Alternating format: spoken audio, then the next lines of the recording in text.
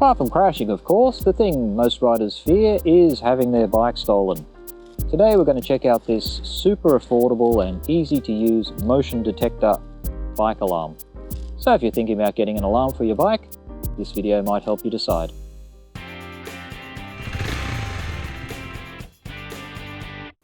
Now you've probably seen these kind of alarms on Amazon or AliExpress, and I've had two of these things. They had to be hardwired to the battery. The first one broke because I got it wet, I think, but they were so cheap I didn't mind replacing it. They were okay, really loud, but they were a bit of trouble to install and they were way too sensitive. The alarm would sometimes go off if a truck drove past or if the wind was too strong, so I could only use it in limited situations. When I changed bikes, I didn't bother putting in another alarm, but I did miss the peace of mind an alarm gives when you have your bike parked on the street overnight. So when I saw this budget alarm that has adjustable sensitivity and didn't need a power source and was also waterproof, I thought, why not give it a go? Right, let's check out what's in the box. Well, first thing is a big red sign reminding you to press the multifunction button, although it only has one function. So you've got to hold that in for 3 seconds to activate your alarm the first time you use it. After that, you don't need to do that again, even if you change the batteries, strangely enough. Now I'm going to just install this thing by zip tying it to the frame of my bike, probably hidden under one of the panels. Now this holder, which goes on your handlebars, I guess, I'm not quite sure what that's for. Not for the main unit, obviously. Anyway, the instructions are in English, which is pretty good, and the English actually isn't too bad. Now it says here that your batteries should last for around 2 years with normal use, and the battery in your remote control would last for about the same time with normal use.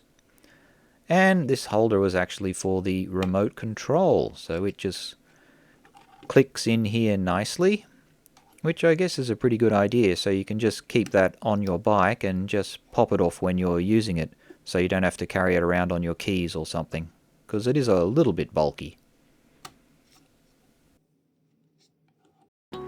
As for what's going on inside, you can see you get a couple of standard alkaline batteries. I think I'm going to replace these with some decent Panasonic batteries so they last a long time.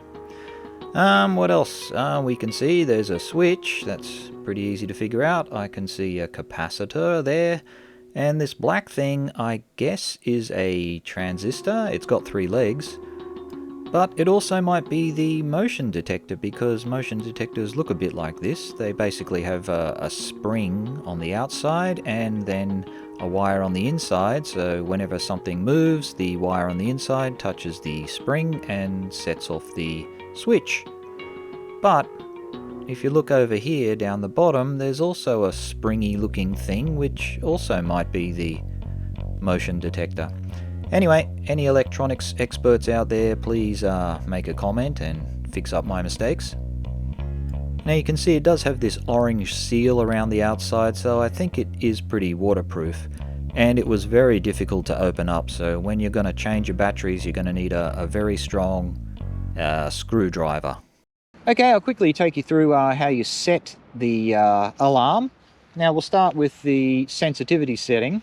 Now to set the sensitivity, you hold in your unlock button and you wait until a little red light comes on, and there it is, so that's on.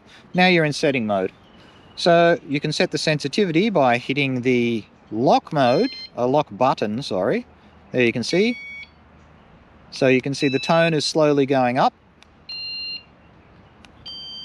Now, a little bit counterintuitively, the highest tone seems to be the least sensitive, so I'm leaving mine on the lowest.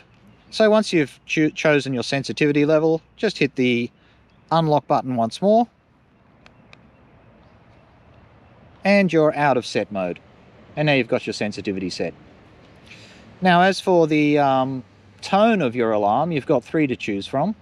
So you just simply hit this lightning bolt button. You've got that tone. that tone, and that tone. So I think the last one's the most annoying, so I'll leave it on that. Now as for your volume, you can also change the volume of your alarm. So go back into setting mode again by holding in the unlock button. Wait till the light comes on, and my light is on. Okay, now I'm in setting mode again, and I hit the red button.